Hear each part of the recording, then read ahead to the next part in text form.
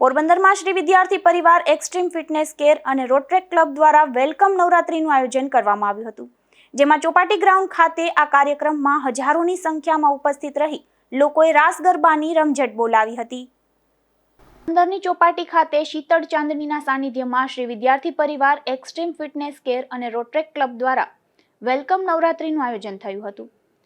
છેલ્લા 12 વર્ષથી આ આયોજન કરવામાં આવે છે, ત્યારે લિયો પાયોનિયરના ગ્રાઉન્ડમાં વેલકમ નવરાત્રીમાં હજારોની સંખ્યામાં લોકો ઉપસ્થિત રહ્યા હતા અને જનકાર ઓર્કેસ્ટ્રાના મૌલિક થાનકી, સોનલ વાઘેલા અને ઇરફાન મીરના સૂરના સથવારે આ હજારો લોકો ઝૂમી ઉઠ્યા હતા.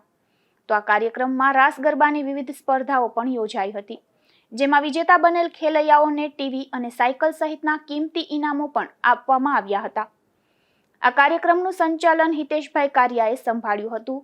તો આ વન ડે રાસોત્સવ કાર્યક્રમમાં ચિરાગભાઈ કારિયા, કેતનભાઈ કોટિયા, સુરજભાઈ મસાણી, મહેશભાઈ મોતીવરસ, ડોક્ટર બંસરી મદલાણી, ખુશી ઠકરાર, મયુરી કારિયા, અંકિતા ઘેડિયા અને રોટરેક ક્લબના પ્રમુખ સહિતનાઓએ જહેમત ઉઠાવી હતી.